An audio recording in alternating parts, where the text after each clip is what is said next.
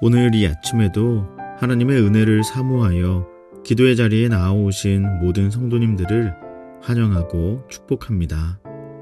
오늘 우리에게 주신 하나님의 말씀은 구약성경 스가랴 1장 7절에서 21절까지의 말씀입니다. 다리오 왕 제2년 11째 달, 곧 스바돌 24일에 이또의 손자 베레랴의 아들 선지자 스가랴에게 여호와의 말씀이 임하니라.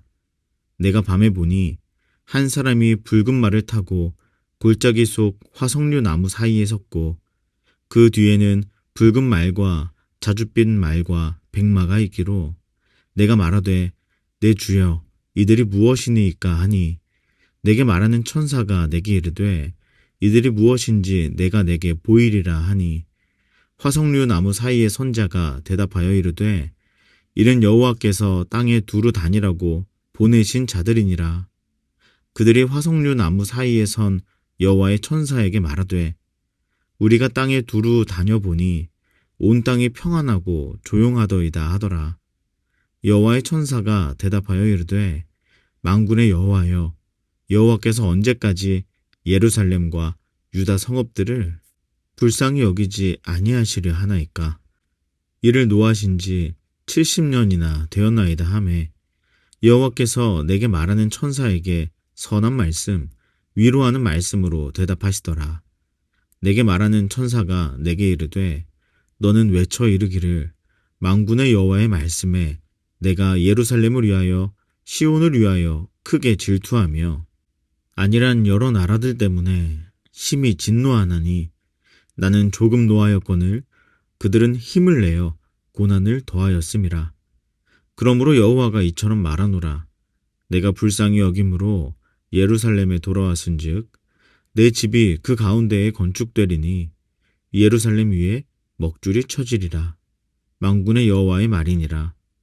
그가 다시 외쳐 이르기를 만군의 여호와의 말씀에 나의 성읍들이 넘치도록 다시 풍부할 것이라. 여호와가 다시 시온을 위로하며 다시 예루살렘을 택하리라 하라 하니라. 내가 눈을 들어본즉 네 개의 뿔이 보이기로 이에 내게 말하는 천사에게 묻되 이들이 무엇이니이까 하니 내게 대답하되 이들은 유다와 이스라엘과 예루살렘을 흩뜨린 뿔이니라.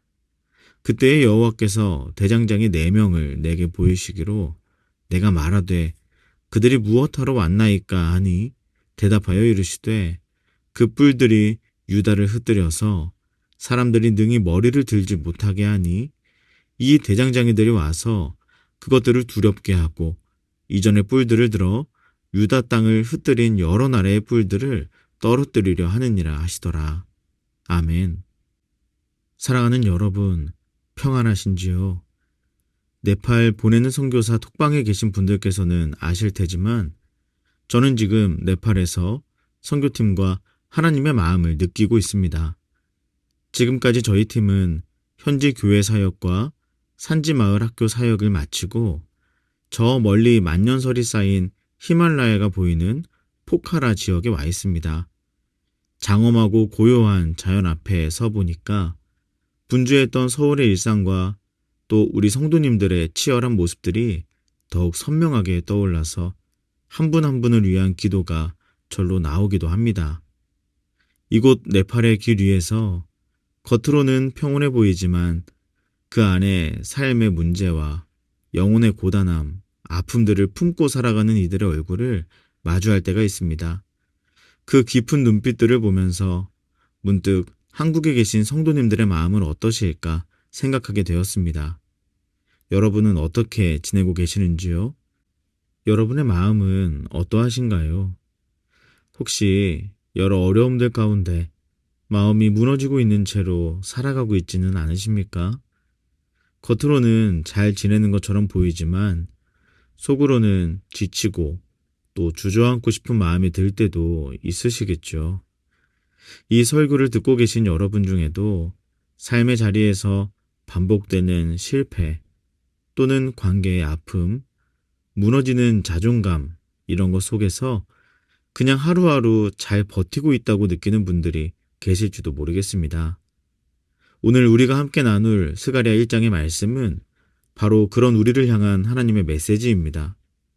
포로 생활을 마치고 돌아왔지만 성전도 성벽도 재건하지 못한 채 무기력 속에 빠져있던 이스라엘 백성에게 하나님이 보여주신 첫 번째 환상, 그 이야기를 함께 살펴볼 텐데요.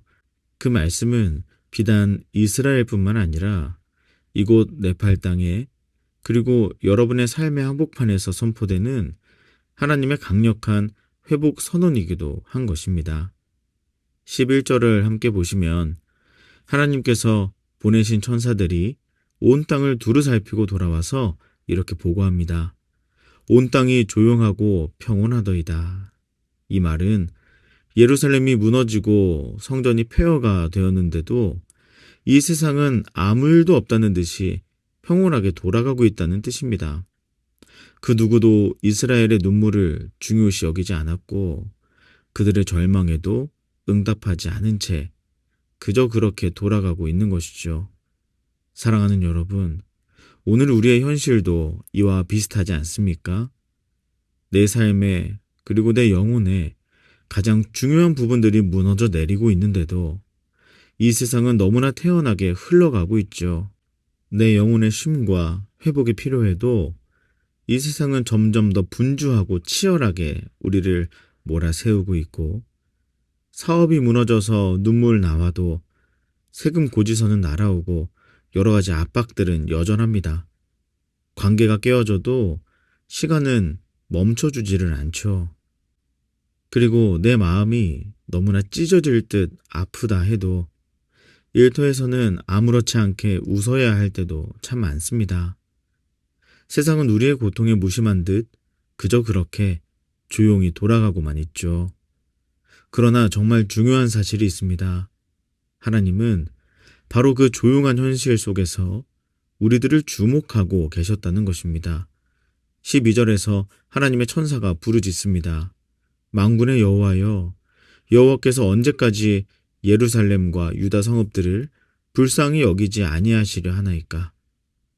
이것은 원망이 아니라 하나님의 공의와 긍휼을 믿기에 드리는 간절한 중보기도입니다. 하나님, 이 상처가 너무나 오래되었습니다. 이 침묵이 너무 길어지고 있습니다. 언제 회복시켜 주시겠습니까? 이러한 마음이 서려 있는 간절한 고백이라고 할 수 있죠. 여러분, 세상이 너무나 조용히 내 인생과 무관하게 흘러가니까 이러한 하나님 앞에 드리는 고백도 되게 무의미하게 여겨질 때가 있죠. 그러나 여러분, 그렇다고 소망을 잃으시면 안 됩니다. 왜냐하면 우리가 필요할 때는 우리에게 속삭이며 우리를 착취하다가도 우리가 필요치 않아질 때면 철저하게 우리를 외면하는 이 세상과는 다르게 하나님께서는 언제나 변함없이 우리를 주목하시고 우리의 이러한 소리들을 들으시고 계시기 때문입니다. 16절을 보십시오. 그 간절한 기도에 이 세상은 여전히 침묵하지만 하나님은 이렇게 응답하십니다. 내가 불쌍히 여김으로 예루살렘에 돌아왔은즉 내 집이 그 가운데에 건축되리니 예루살렘 위에 먹줄이 쳐지리라.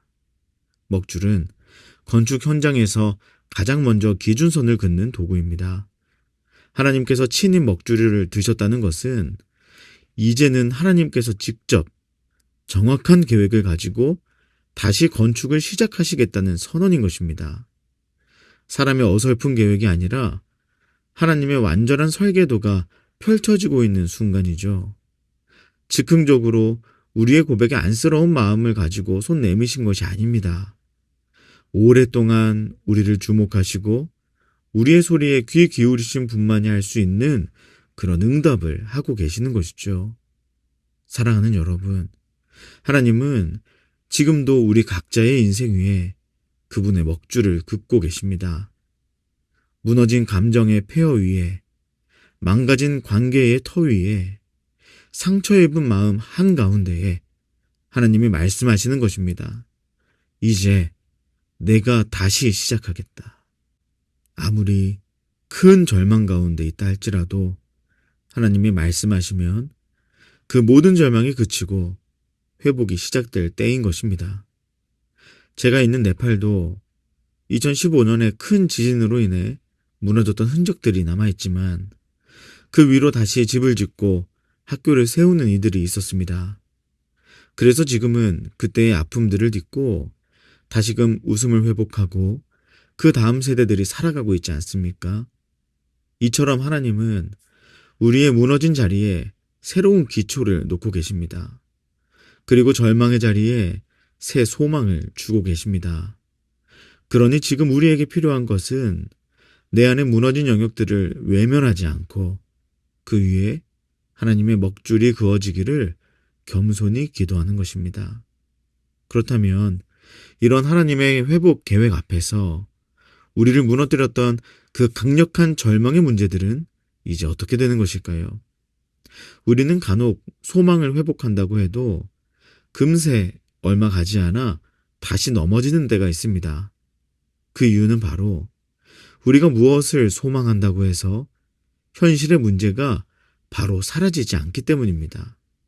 수련회 가고 선교를 가서 너무나 큰 은혜를 받았음에도 돌아와서 몇 주만 지나면 그 마음이 다시 식어버리는 경우가 우리에게 너무나 익숙하지 않습니까? 그럼 우리는 그럴 때마다 또 넘어져야만 하는 걸까요? 이 현실의 문제를 우리가 어떻게 대처해야 할까요? 하나님은 그 문제에 대해서도 이어서 말씀해 주십니다. 18절을 보시면 스가랴는 또 하나의 환상을 보는데요. 이스라엘을 무너뜨리고 흩어버린 강력한 네 개의 뿔, 그리고 그 뿔들을 부수기 위해 나타난 네 명의 대장장의 환상입니다. 여기서 뿔은 우리를 억압하는 이 세상의 권세, 힘을 상징합니다. 이스라엘을 짓밟았던 바벨론, 페르시아와 같은 그러한 나라들을 얘기하고 있죠. 그리고 오늘 우리에게도 이런 뿔들은 존재합니다. 과거의 실패라는 기억들, 반복되는 죄가 준 습관들, 부정적인 생각들, 우울과 무기력, 그리고 깨어진 관계의 상처들, 이 모든 것들이 우리를 오늘도 다시 주저앉게 하고 다시 우리의 마음을 흩어지게 만듭니다. 그러나 하나님은 오늘 말씀으로 선포하십니다.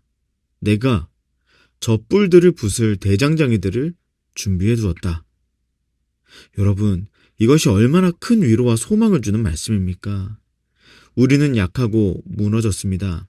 그렇지만 하나님은 우리를 위해서 이미 승리의 도구를 예비하고 계신 것입니다. 그러니까 소망은 있지만 현실의 문제가 여전하다고 해서 불평하거나 낙담할 것이 아니라는 겁니다. 뜨거운 불 속에서 담금질을 하며 만들어낸 그 강력한 망치질로 단단한 뿔들을 산산조각 내버릴 대장장이들을 하나님이 준비하셨기 때문입니다. 사랑하는 여러분, 세상이 아무리 침묵하더라도 이처럼 하나님의 정의는 결코 침묵하지 않습니다.